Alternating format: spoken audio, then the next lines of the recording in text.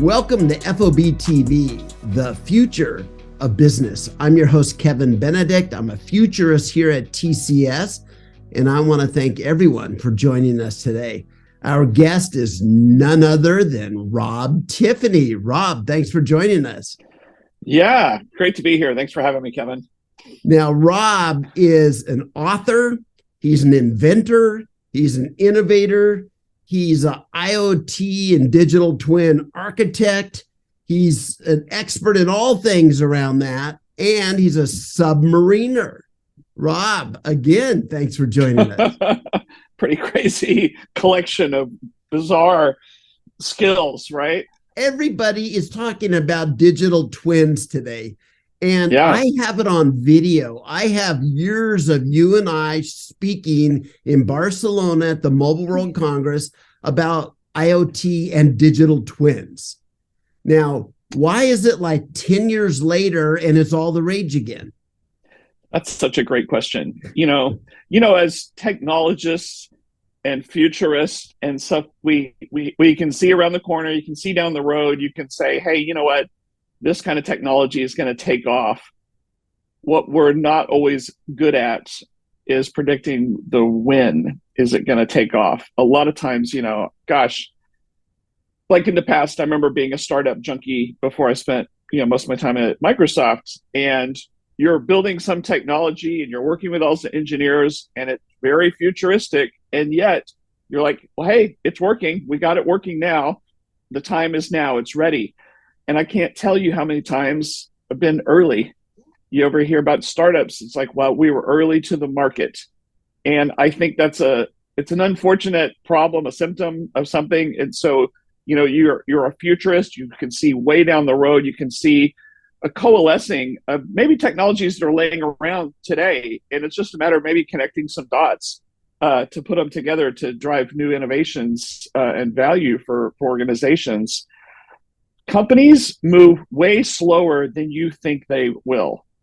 At least that's been my learnings over the years. And it's very frustrating. Even the most kind of progressive, bleeding edge companies where their CTO is talking a good game. Oh yeah, we're right on the, don't believe them. Don't believe them. The companies are laggards, most of them. They drag their feet.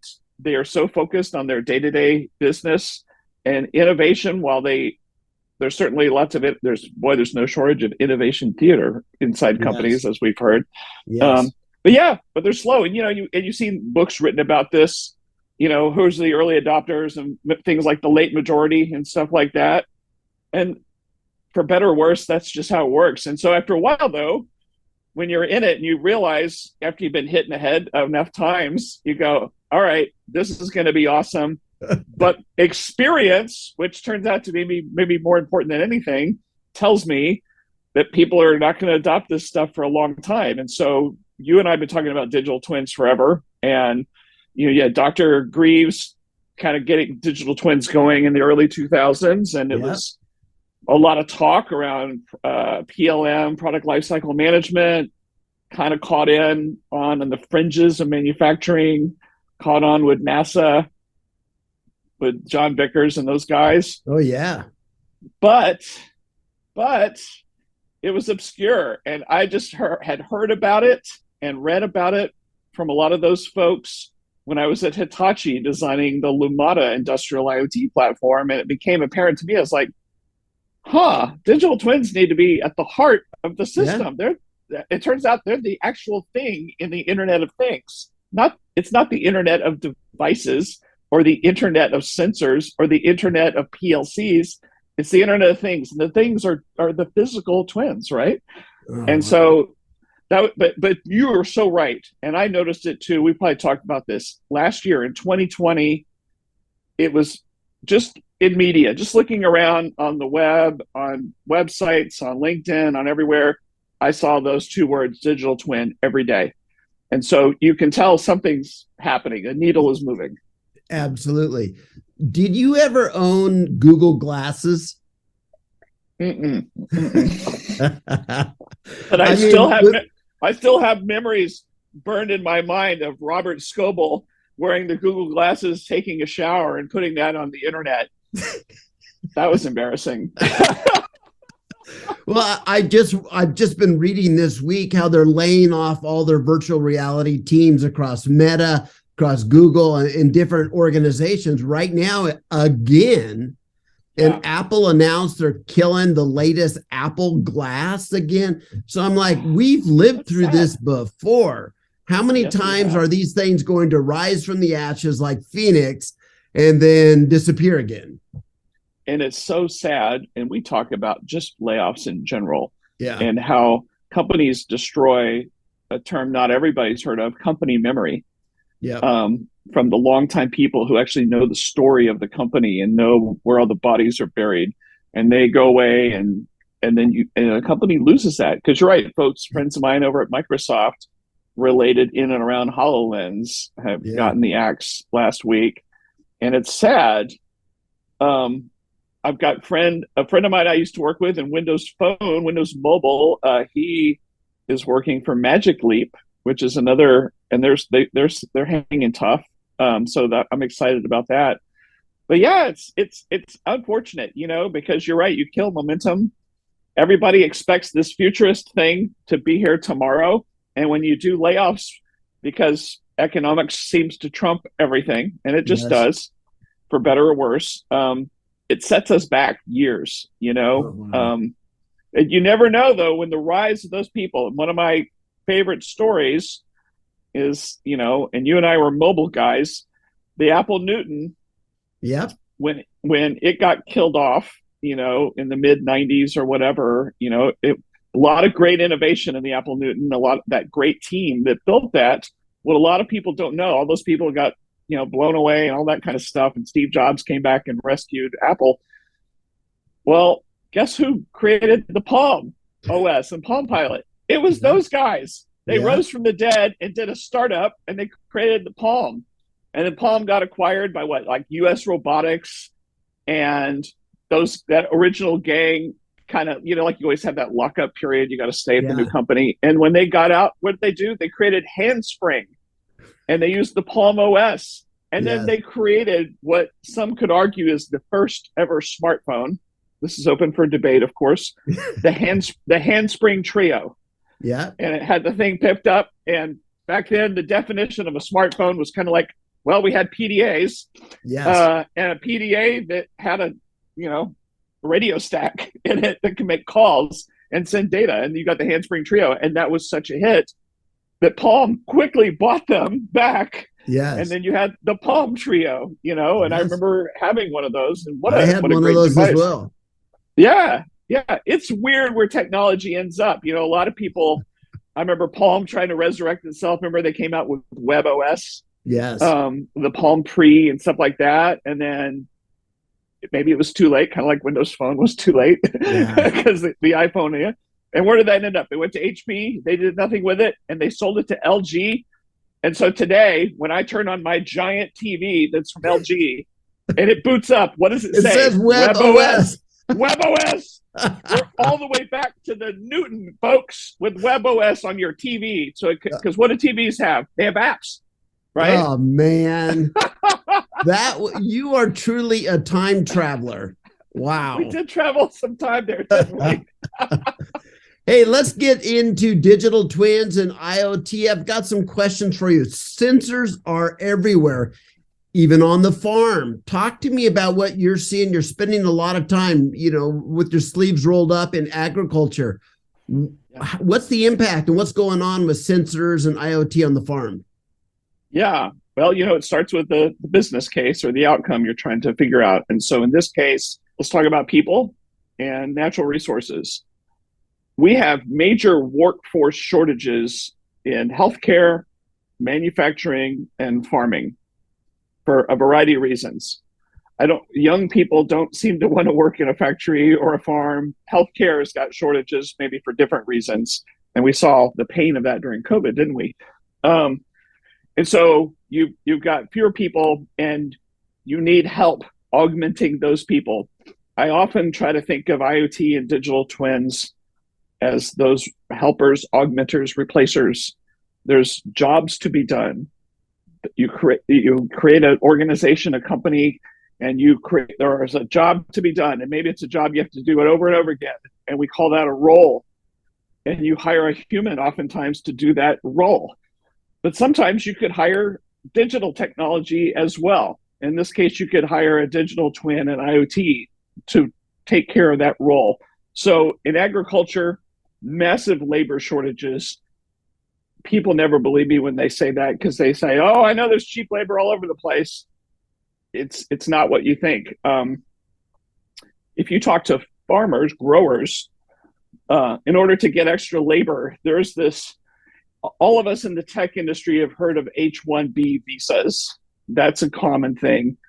In agriculture, there's a different visa called H-2A, and this is what allows, kind of like the term guest workers, to come in. But here's the deal.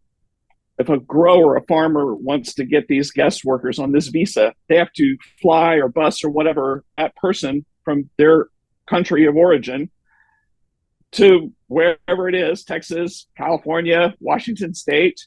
They have to house them. They have to pay and provide housing for that person. They have to pay them this above minimum wage that's set by the state. And then when the season's over, they've got to fly them, bus them back home again. Can you imagine any other business in the world, if they were told that that's how they have to run their business? They'd say, "You're insane," because it's eating into your margins tremendously, having to pay for that extra overhead. But so many of these growers feel like they don't have any choice.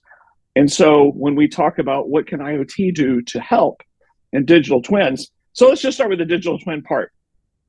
There's lots of confusion out there about what a digital twin is. A lot of people, I've heard, it's a VR goggle thing. It's a 3D model. Digital twin is a data model. It's a data structure.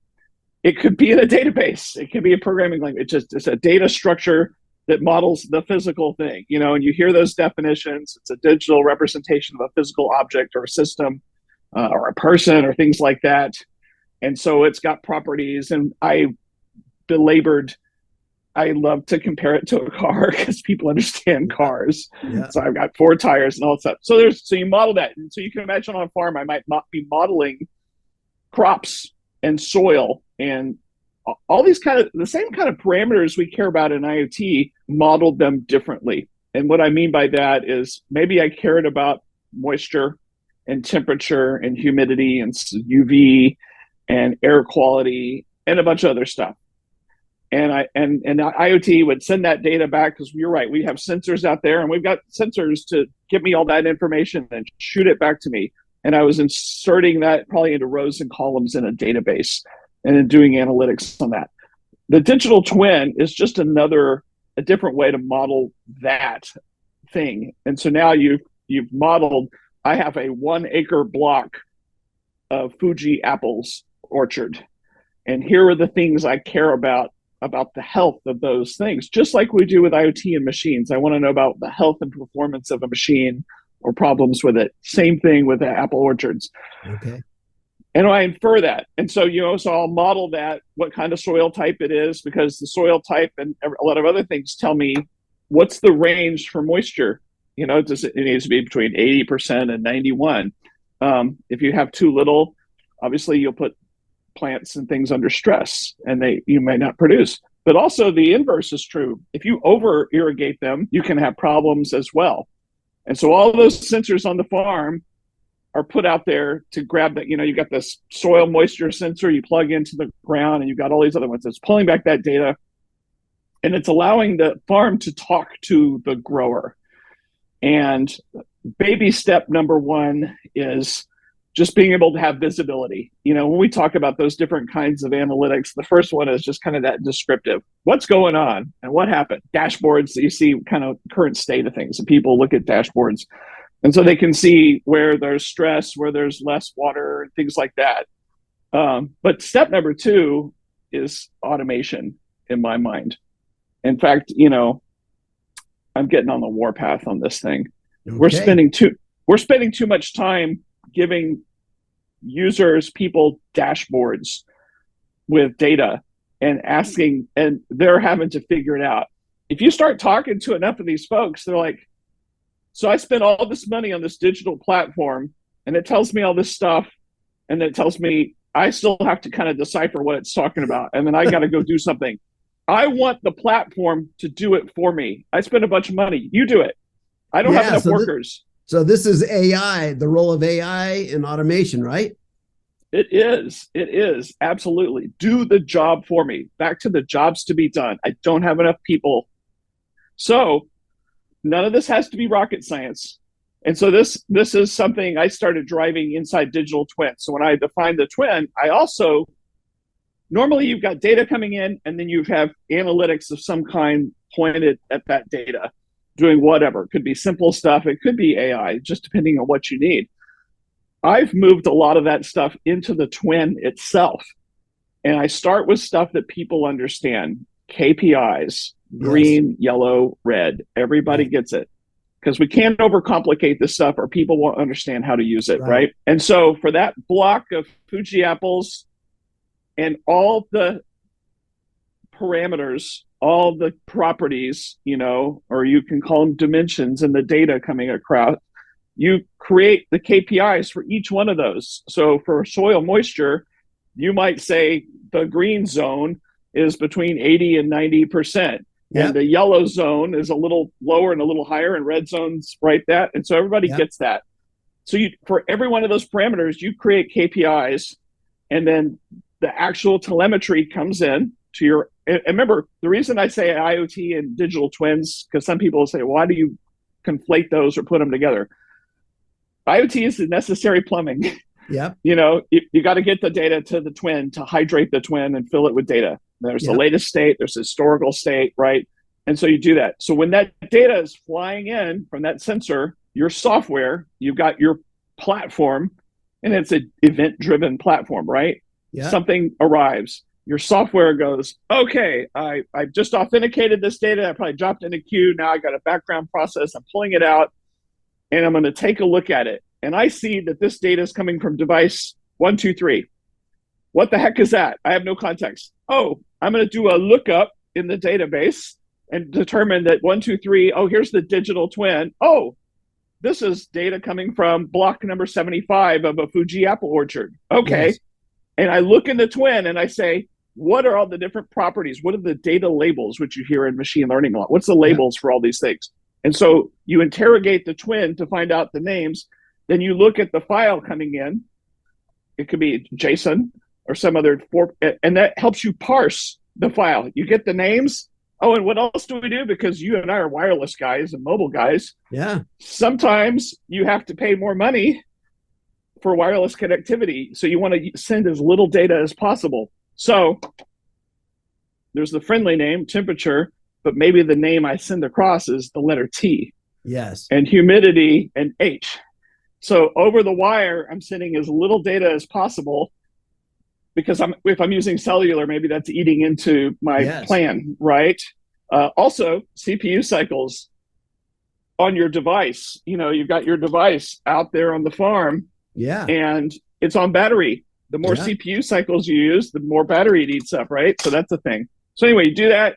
You look at it. You find out, here's all the data labels. Here's why. So it lets me parse the JSON.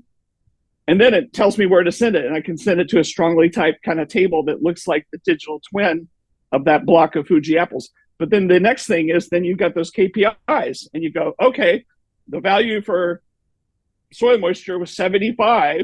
And I'm looking at my KPIs, and that says red or it says green or whatever. Next comes automation. I did integration work to integrate with the farmer's irrigation system. And so I connected to the irrigation system. And so then my agent goes, yep, you're in the red zone, turn on irrigation. But only turn it on until you're back in the green zone. Oh, isn't that beautiful?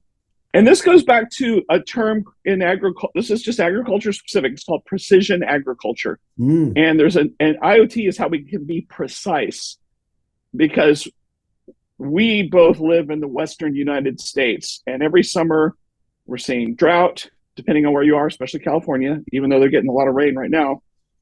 Half the country's on fire every summer. Yeah. We are losing arable land. Like I think 30 million acres a year is just disappearing. And then there's the labor and all kinds of stuff, right? So we need to be really judicious in the amount of water we're going to use, right? And so we can't just mindlessly turn on that irrigation and just let it go forever, right? And so always be monitoring, okay, irrigation's on, yep. And data is still coming back from that zone. And then when it goes back into the green zone, you shut it down. Now, obviously, not every farm is sophisticated as others. And so in some cases, you might still be kind of like we've done in IoT forever. Maybe you're sending a text message to an employee, a worker on the farm, and then they use that and they go turn on the valve manually to turn on the irrigation. But then you'll send that text right away to say, shut it down. Yes. So that's kind of the simplified view of that. Beautiful. So Rob, how much of the computing do they push out to the edge so that instead of sending data all back in, you only get data if there's a problem? That's a really good point. All right. So we want to manage by exception. This goes back to, I don't want to have the grower looking at dashboards at all the data all day to figure stuff out. Step one, I want to manage by exception. Step two is, I don't want to manage anything. I want your software to manage by exception. Yes. So we talked about the KPIs back kind of at the server platform thing. Yep. Could you push that out to the edge, to the device itself? You could. And we've talked about the variety of edges that are out there. We've talked about edge gateways and big edge things. But on these devices, certainly what I've done, if you have the amount of compute, storage, and networking on board that device, folks may have heard the term data logger, for instance. And so what this is, and initially it's to save bandwidth and some other things, but let's just say I'm getting new data every 30 minutes or an hour. That's the great thing about agriculture. It's not like you're in a factory doing high volume control systems. It's a little more relaxed. And so your device is doing a reading of the sensors, let's say every hour, and it stores the data locally offline. It doesn't necessarily have to send it back. Again, this takes us back to our mobile days with smartphones. When we were building mobile apps and a person was entering data, we saved it offline first, then tried to send it. If we were successful, then we could delete that data, but we never assumed you were going to make it. Because remember, connectivity could be a mixed bag, right? So the same thing here. So that system could be storing data locally. And if you have sufficient compute power, and again, I'm not even talking about ML or anything like that, that same thing I described with the KPIs, you can absolutely push that logic down to the device, and maybe it's making its own decisions there. It's certainly making decisions to say, in order to conserve battery life, I'm going to bundle up, 12 hours worth of whatever, unless I see something that's a problem. Yes. Maybe, or just basic filtering. I send the same data over time. I know this packet right before this one I'm about to send was identical readings. Do I need to send that data? Probably not. Sorry, all you big data people. And so, yeah, but and that's a thing, because we used to talk about constraints with mobile devices and embedded devices, and that's still a thing out in the farm. And so we want to conserve battery life, and we want to conserve connectivity, wireless connectivity. If you're using LoRa, you can only send 50 bytes or something like that. Yeah. If you're using cellular, you're probably paying for it. It's getting better. There's some really cool companies doing some innovative things there to make that cheaper. But yeah, and so you got to really put your thinking cap on. There's a couple of points that you're making here that that resonate with me. Reducing complexity, automating, so that, because there's something that I've really noticed when I'm talking to business leaders today, they are overwhelmed with responsibility, uncertainty, all kinds of stuff. So anything we can ask the system to do that is a routine, is a KPI, is data-driven, an algorithm could read that information, that input, and then make a good decision and take action without us. Beautiful. I see the same thing with speed. Yeah, because In the past, decisions could be made over days, weeks, months, hours. Today, and especially in a multinational company with locations, hundreds of locations around the world, no one person can do that. So the question is, what can these systems do to help address the need for speed, the speed in action, the speed in decision making? And, this is the same kind of thing we see in the military. You guys would see in the submarines. There's a lot of information. Something needs to be done about it very quickly. Yeah. So Maverick feels the need for speed, as we all do. Yes. And do you remember when we started talking about concepts like the real-time enterprise? Yep. Way back when. And it was about, and mobile was an enabler of that. That lag time of somebody knowing something and getting it relayed to the person to do something.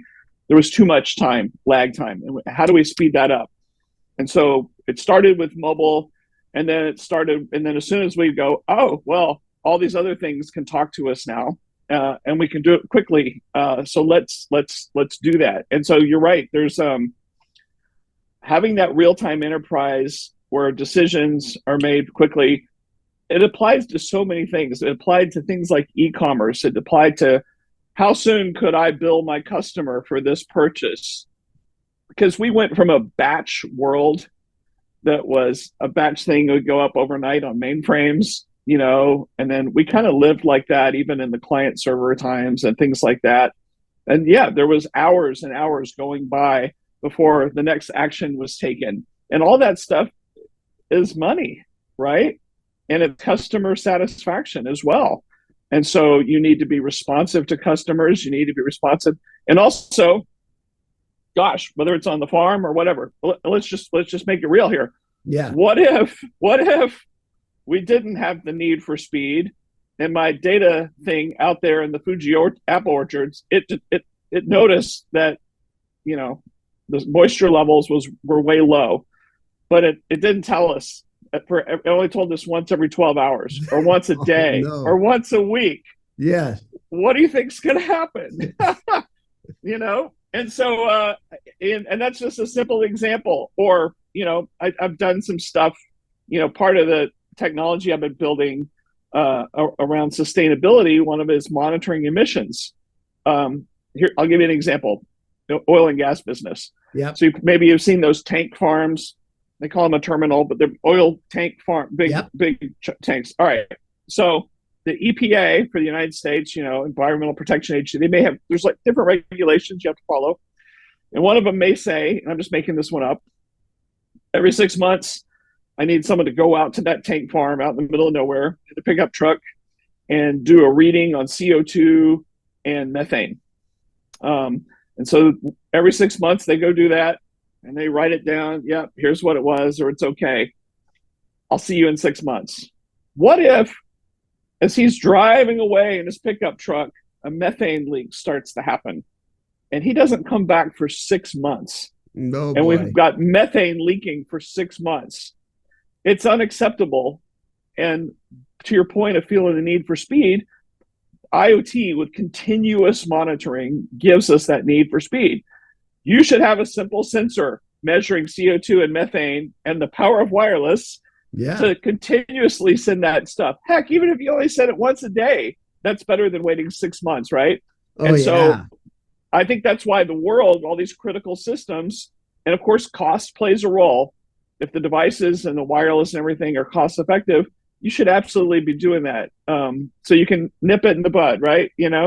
Oh yeah. And I love your focus on sustainability with your solution, Rob, because at the same time, you're trying to reduce the need for people driving back and forth.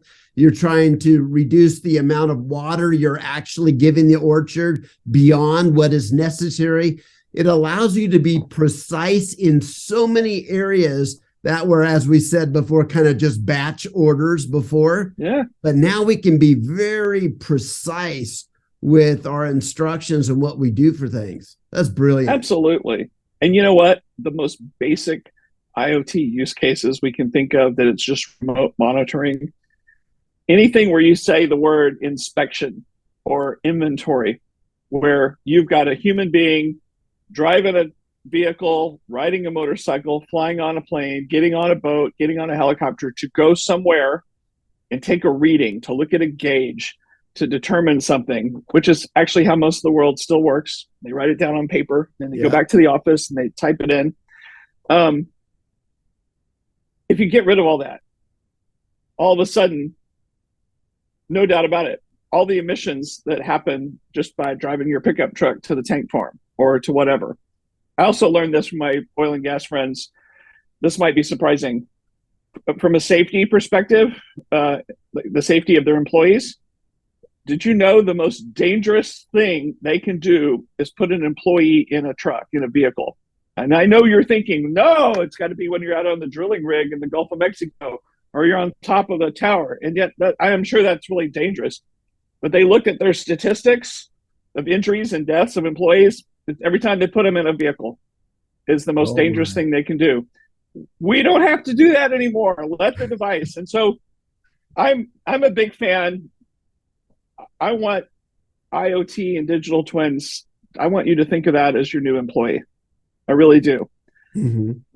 The twin, I said there's jobs to be done.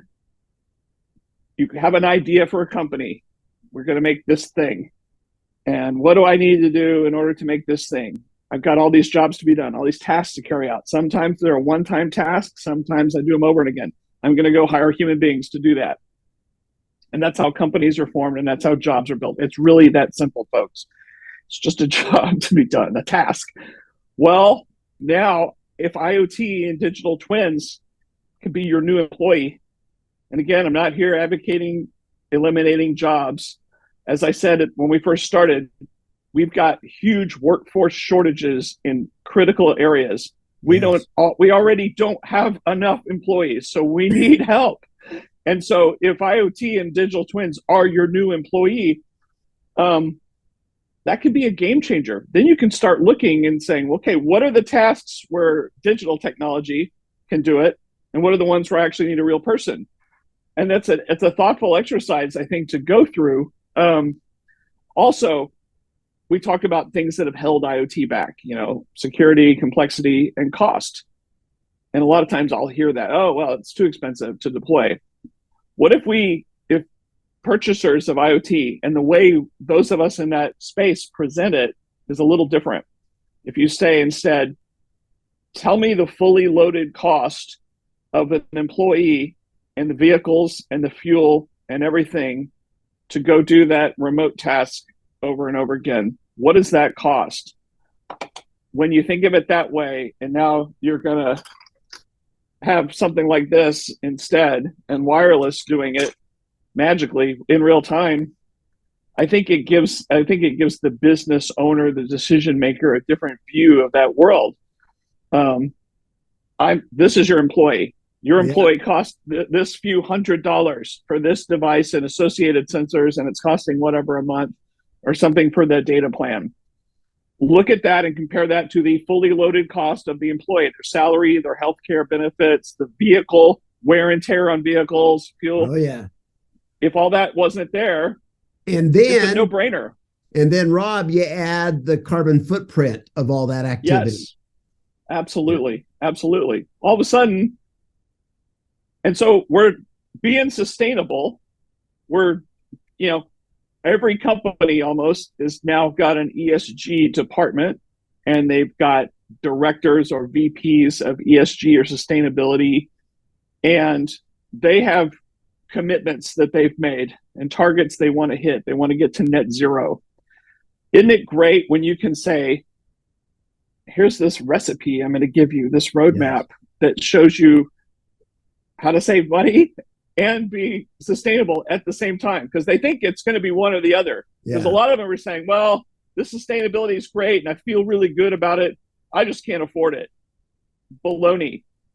This is actually going to save you money. And this goes back to the two things I've been doing, I'd say over the last 4 to 5 months now. I've been doing two things: writing code on an updated version of this greenhouse platform and writing a book. And we've talked about that. Yeah. And what is this? And what's the book? The book is a bunch of recipes to go do exactly what you and I are talking about right now. And it's about sustainability. And then whoever reads it also is going to have that aha moment and go, oh, and I saved a bunch of money. You know how people always talk about, is this making me money, saving money? Is it going to create growth? When I talk to agriculture folks with low margins and other things like that, it's better to speak in the term of profitability. I'm going to make your business more profitable by doing X. And it doesn't need some crazy neural network. You're just going to do this thing. And so the reduction of that fully loaded person, the car, the vehicle, all that stuff, all that eats into your margins, right, of the product you're selling. It could be crops, right, apples. It could be a widget you're making in a factory, whatever. All of a sudden, that margin is freed up, right? And so you're more profitable instantly. Cost savings were always the low-hanging fruit in IoT. Yeah. It was easier to go after than trying to be clever and come up with ways to make more money. You know what? Too bad. Go for the easy stuff. Go knock it out. Why is IoT? Don't have to overthink this stuff. Let's not go boil the ocean. That was the other problem with IoT. And I remember this at Microsoft. When we started building Azure IoT, the executives were saying, this IoT thing is giant. It's huge. McKinsey said it's going to be the biggest thing ever, multi-trillion-dollar deal. And this is a board level decision of our customers. Their boards, because we're going to boil the ocean, massive digital transformation. Well, how's that working for you?